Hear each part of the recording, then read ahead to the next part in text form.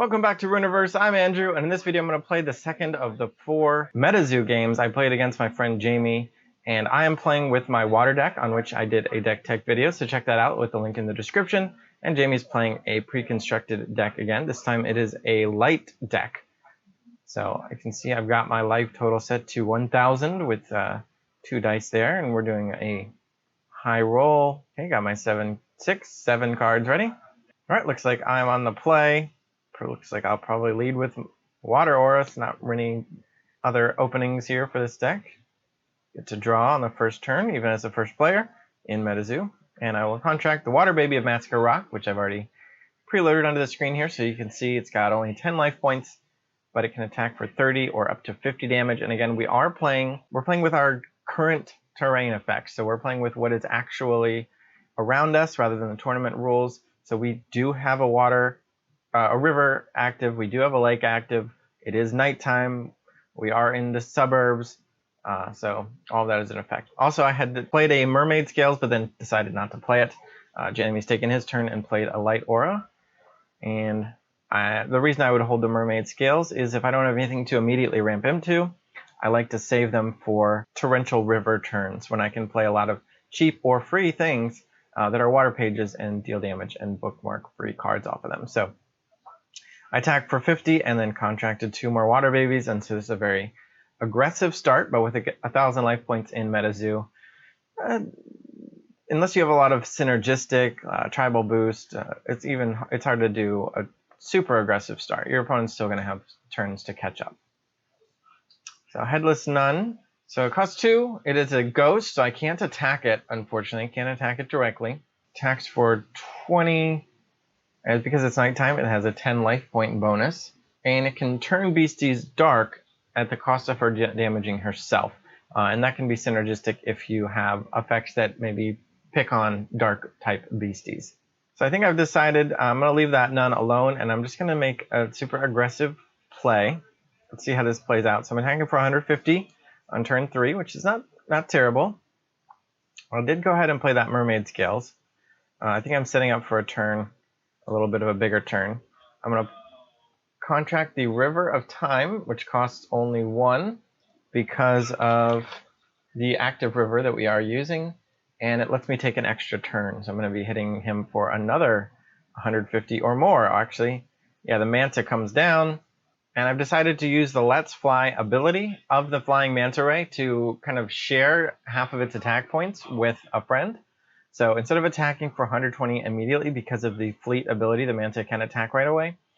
But I'm instead going to use Let's Fly and give 60 attack to one of the Water Babies. And then hopefully that damage will be paid back on future turns. Because if I'm able to attack with the paired up Water Baby 2 turns in a row, that I'll basically have gotten that damage back.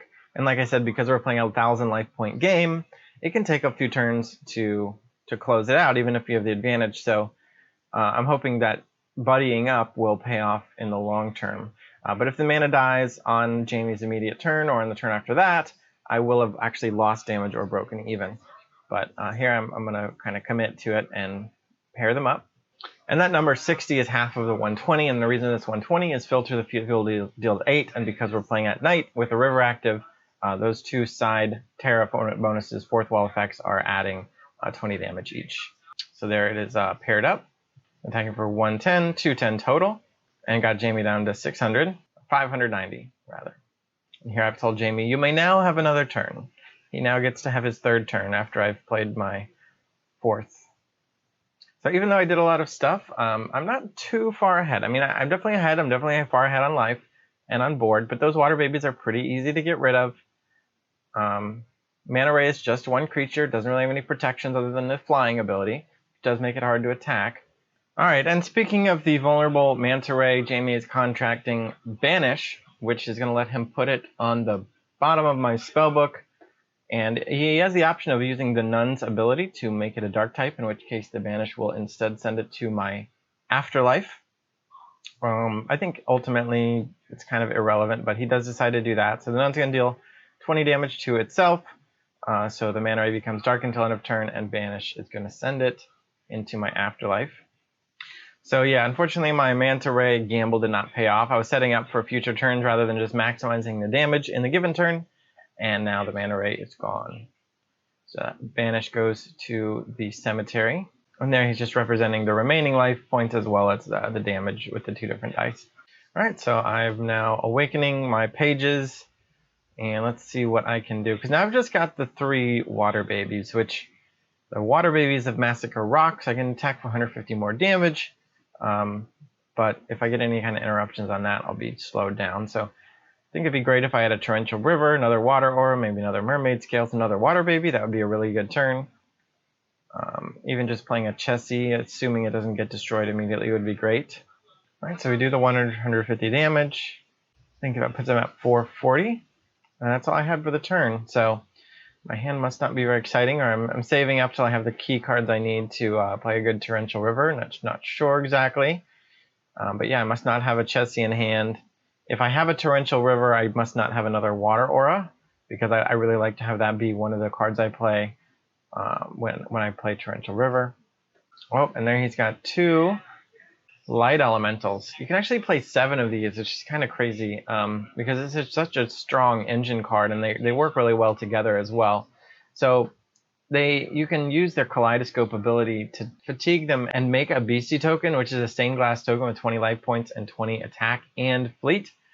And the Shine Bright attack on the Light Elemental makes it so that if it damages a caster, Stained Glass tokens gain plus 10 life points and plus 10 damage until the end of the game, not just the turn.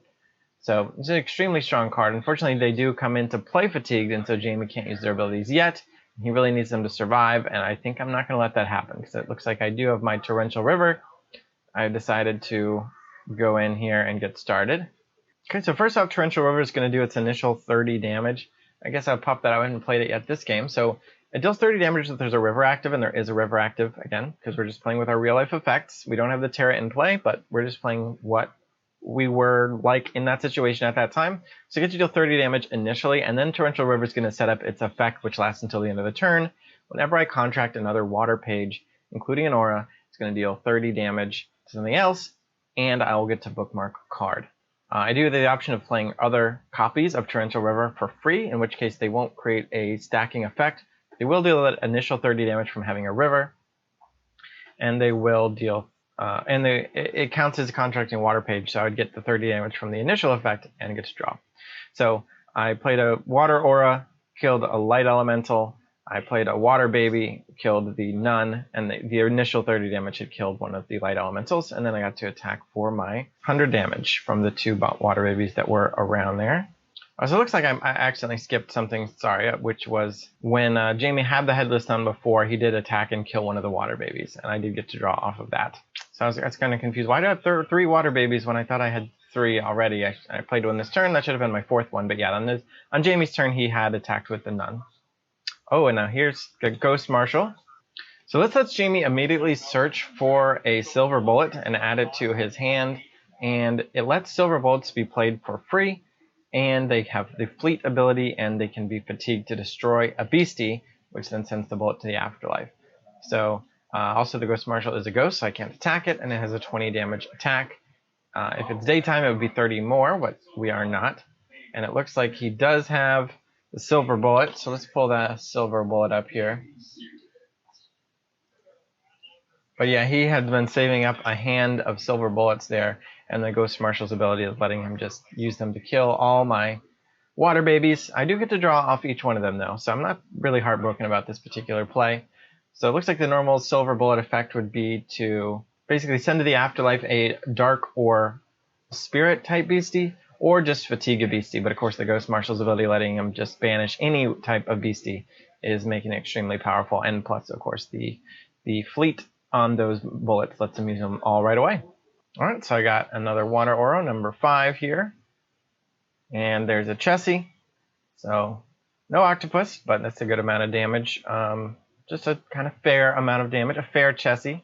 Again, there is a lake active, so this can be, well, let's go ahead and pull that up. So that's 50 from the lake, a symbol on the left side of the card, plus 10 more for every water page in play, which there are now 7 other than Chessie. So that's 130 damage if Jessie gets to attack next turn, plus whatever other water pages I play before that attack.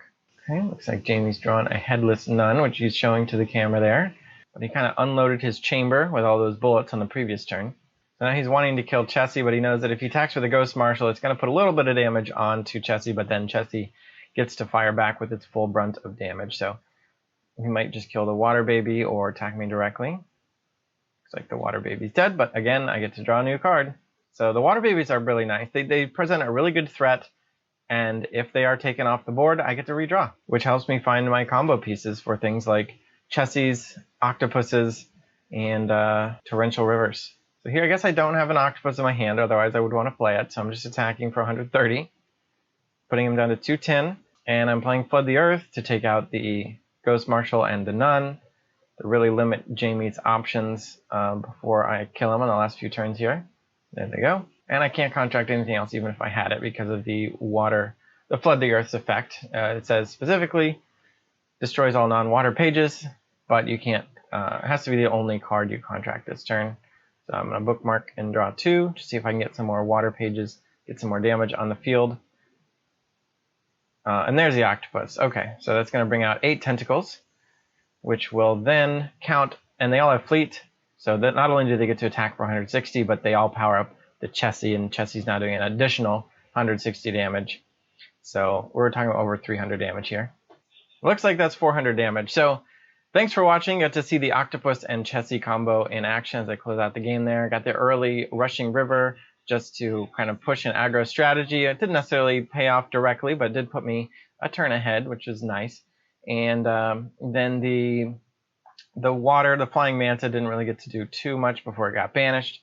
And yeah, that light holy precon just didn't get to fight back very hard. So thanks for watching. Subscribe so we can get more subscribers, and stay tuned for the next 2 MetaZoo videos here against Jamie. And bye.